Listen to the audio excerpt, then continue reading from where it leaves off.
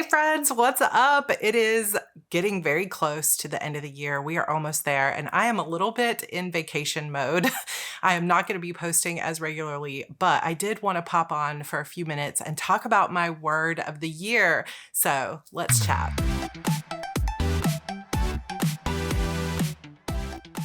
So, do you choose a word of the year for yourself or a phrase of the year? This is something that I've been doing probably for the last 8 or 9 years.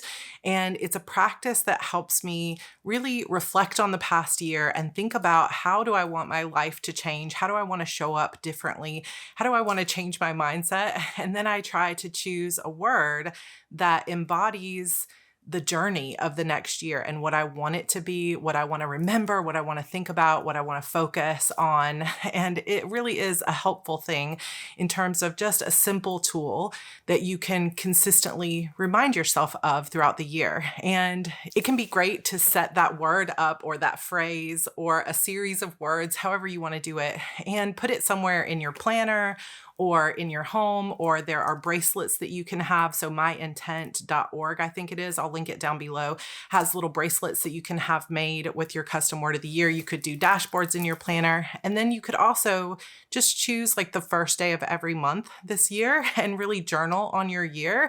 There also is if you're a scrapbooker kind of person, a system from Allie Edwards, who also does December Daily, called One Little Word, where you could scrapbook and journal through the year about what this word has meant to you. I always choose a word. In 2023, my word was faith. And for me, this was a constant reminder that you got this. Like, no matter what else comes your way, have faith in yourself, have faith that there's a higher power looking over for you and that you always are going to be okay, no matter what happens. Have faith that if you step back and you slow down a little bit, your followers will still be there for you, that even if you've made mistakes along the way, have faith in yourself that you can come back from that you can learn from it. So that is what this year has really been about in terms of my word, and it has been a very helpful tool. So when I started to think about what do I want my word to be for 2024, one of the first words that came up for me was Phoenix. Because if you've been around on my channel for a bit, you know that over the last couple of years, I have spent so much time focused both on my family and moves and things like that, and also courses and things for Heart Breathing's YouTube channel and building up this business, whereas it has been more and more difficult to write my books. And that really is at the foundation of my career. Who I am is a writer. And so Phoenix for me represents this big project that I have for 2024 to get back to my previous income, my previous book sales, and just back to the joy and excitement of frequently releasing books, which it has been 2.5 years since my last full-length novel was published. And, this is where that word faith comes in. Faith that I was doing the best that I could at the time, and that I'm going to figure this out, and that I am going to get back on track.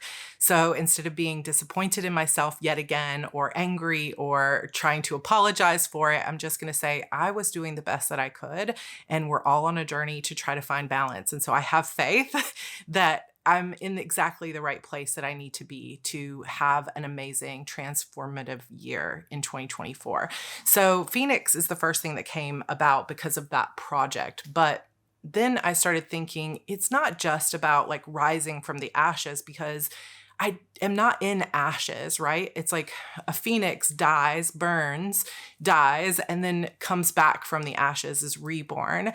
And in some ways, that is perfect for this particular project that I'm working on with my book. But I don't feel like that spiritually is where I am right now. I'm not in a place of starting from scratch. I'm really in a place of I've come such a long way in my healing journey, in my self-acceptance journey, my confidence journey, and it's only going to go up from here. So Phoenix didn't feel right for my word of the year. It felt right for that project. So I started really thinking about it. What else resonates with me? And I follow this amazing RRT coach named Andrea Crowder. I will link her Instagram down below. And I signed up for a course from her this year where it's all through a podcast. The course is not videos or anything. It's just delivered through a podcast. And I started listening to it when I was cleaning the house and organizing stuff because I could just have my headphones on. And she said something that just kind of floored me. And I had to stop for a minute and rewind it, listen to it a couple more times and really think about it. And what she said was that the energy of her team is always cherry on top energy. And I will link to a specific post where she talks about this on her Instagram because she says it so beautifully and it just really resonated with me. But she was saying that like the fundamentals are there, the sales are going to be there, they are safe, everything's good. And then the like big launches, the big numbers, the exciting milestones, that's just the cherry on top.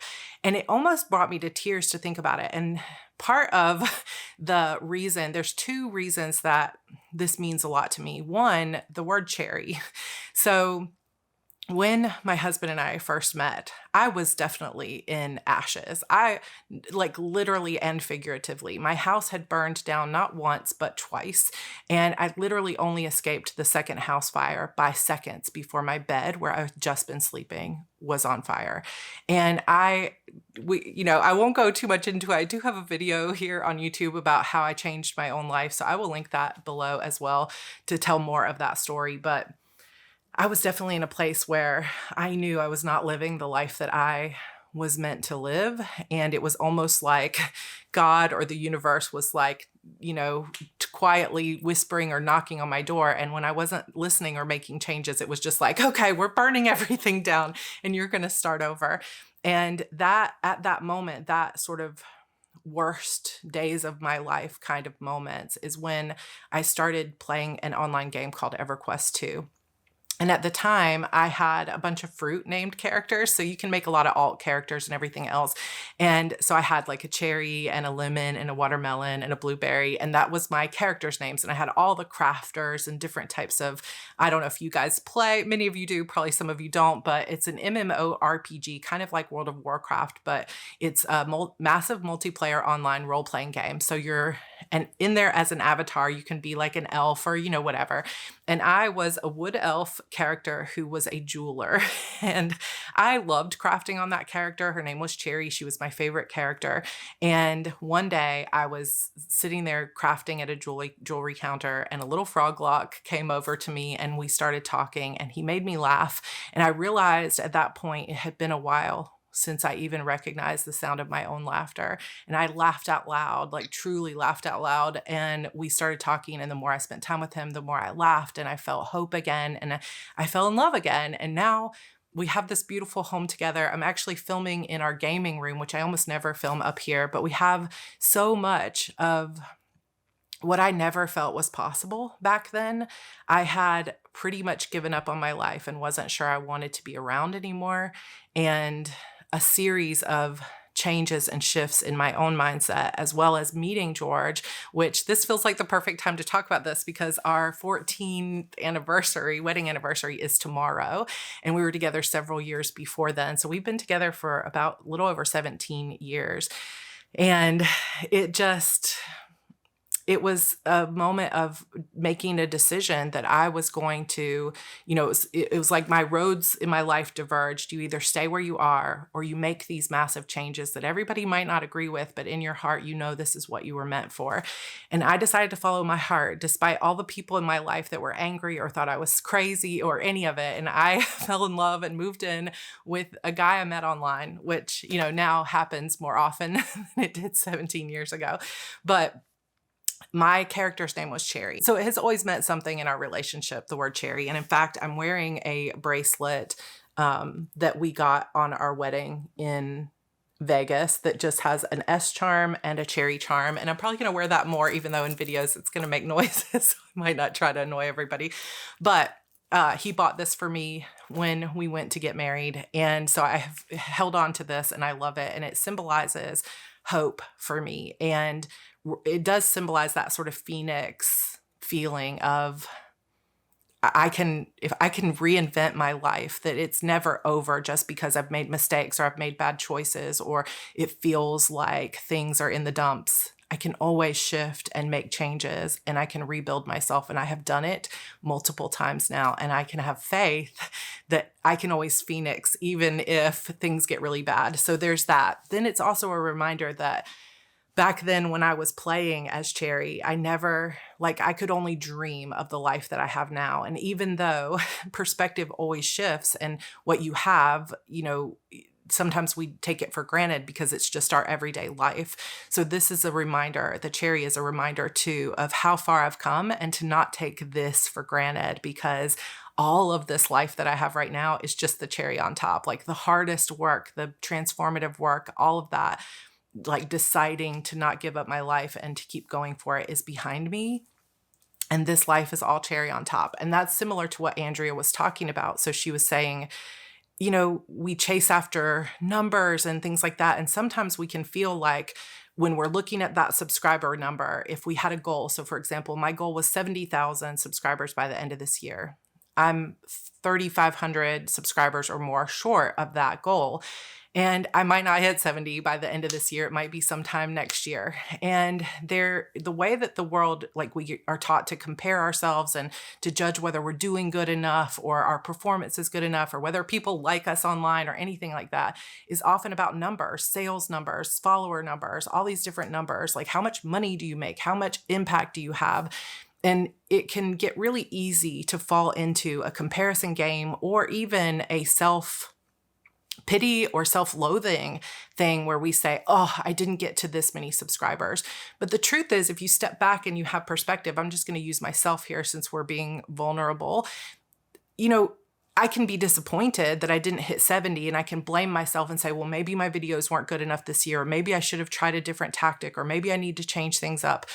But also, I could also step back and say, oh my gosh, when I first started YouTube, like at this point, we're going on 5-6 almost 6 years ago, I never even hoped for 60,000 subscribers. It wasn't even on my radar. I was thinking someday 10,000 would be so wildly successful. And now I have 2 channels with over 10,000 subscribers, and I'm almost to 70 here. Does it really matter or mean anything about me if it happens in December or March? No, it really doesn't.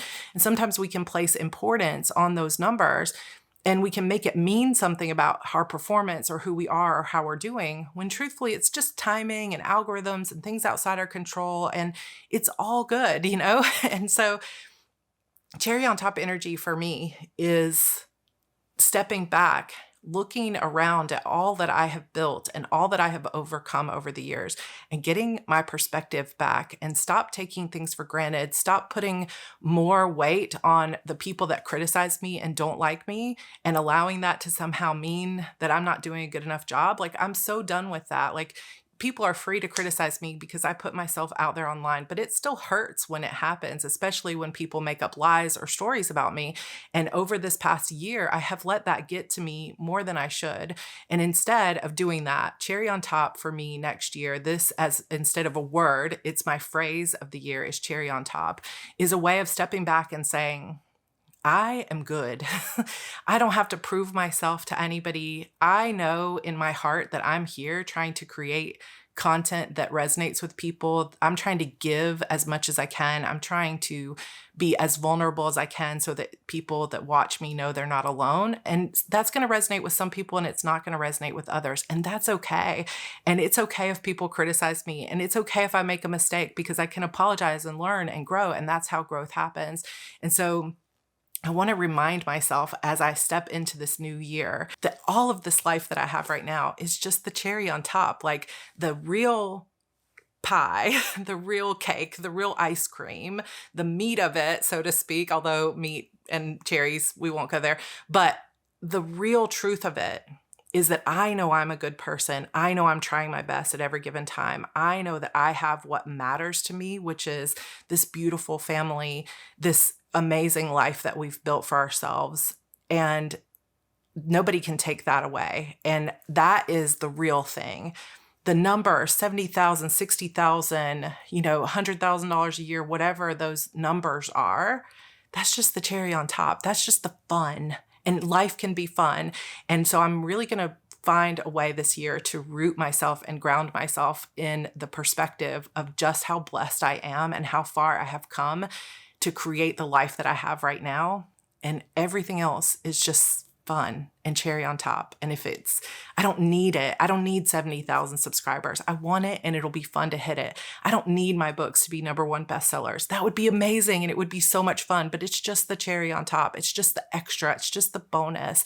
And the real stuff is how I feel every day. The milestones are the cherry on top, but my real life is taking care of my health, being here for my family, being here for all of you, and doing my best to connect, to serve, and to share my heart with you. So that's what cherry on top means. I have one of my journals already set up with a little cherry down here, and then also a cherry on top energy that I printed out from Canva. So a little bit of a quick conversation, just sort of bearing my heart with you, but that's what cherry on top energy and cherry on top means to me. So thank you to Andrea Crowder for reminding me of how much this means to me and really putting my life into perspective for this next year. Thank you to all of you for being here and supporting me.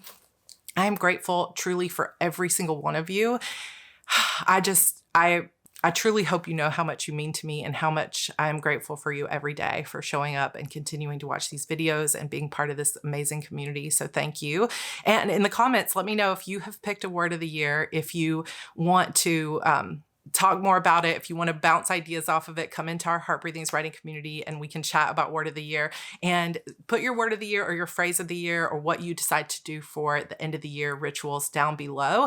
If you haven't chosen a word of the year, myintent.org has a list of words that you might want to look through. So I will link those in the description as well. Otherwise, I will see you all for a vision board party on the 28th and maybe some videos in between. But if you celebrate Christmas, Merry Christmas, happy holidays to everyone. All my love to you, and I will see you in my next video. Bye.